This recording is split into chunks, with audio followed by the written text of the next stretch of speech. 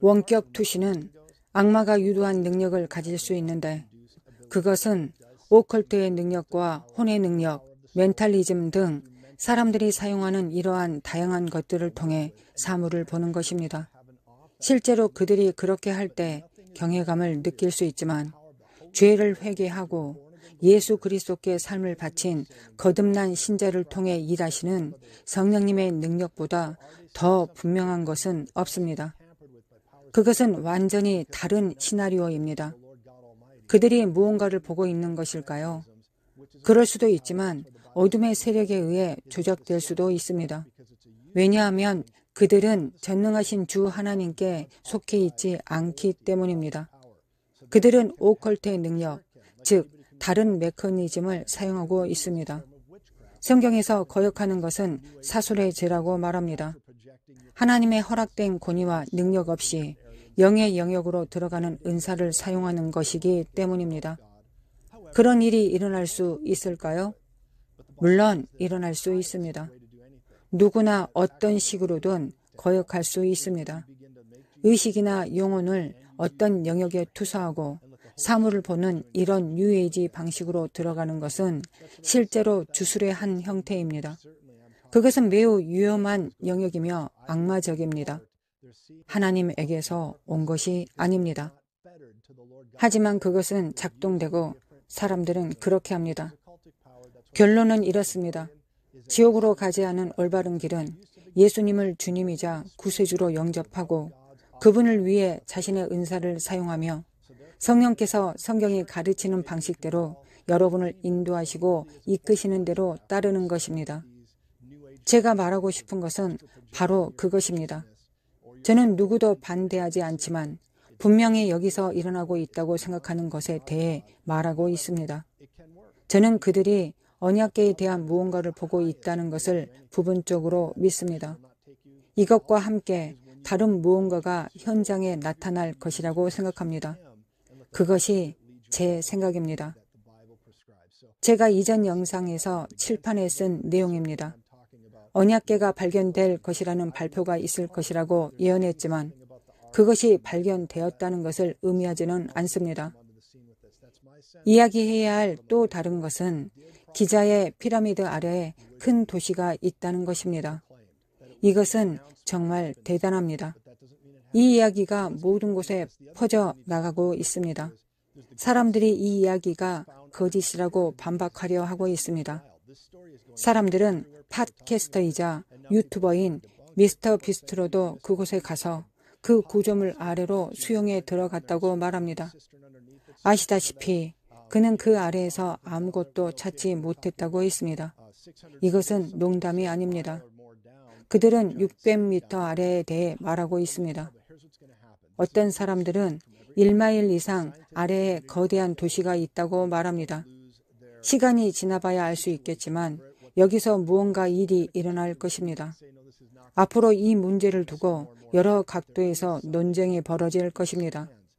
과학계와 고고학계는 자신들의 기존 입장을 잃지 않으려고 할 것입니다. 그들은 계속해서 이것을 반박하고 사실이 아니라고 주장할 것입니다. 하지만 우리는 앞으로 점점 더 많은 것을 보게 될 것입니다. 이러한 스캔 작업을 통해 무언가가 발견되고 있습니다. GPR, 지표투와 레이더를 사용하기 시작했는데 이것으로 노아의 방주를 조사하기도 했습니다. 노아의 방주에 대한 새로운 스캔 결과도 4건이나 나왔습니다. 저는 그곳에 직접 가보았습니다. 그들은 구조물 중앙으로 내려가는 복도와 직각으로 된 방들이 층층이 배열되어 있는 것을 보여주었습니다.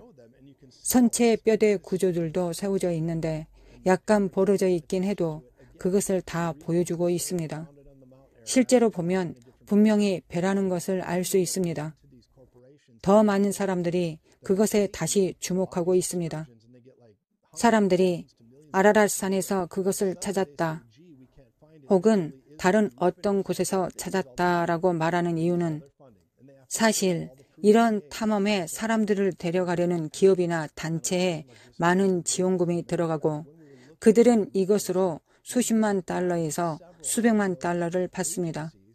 그런데 갑자기 우리가 찾은 것은 아니었고 진짜는 두루피나루 유적지에 있었네 라고 하면 그들은 모든 지원금을 잃게 됩니다. 지금까지 자신들이 내놓았던 증거들이 조작됐거나 정확하지 않았다는 것을 보여줘야 하며 그들 중 많은 사람들이 그럴 의향이 없습니다. 사실 우리가 두루피나루 유적지를 살펴보고 있을 때 우리가 방주를 찾았다라고 주장하는 여러 단체들을 지나쳤습니다.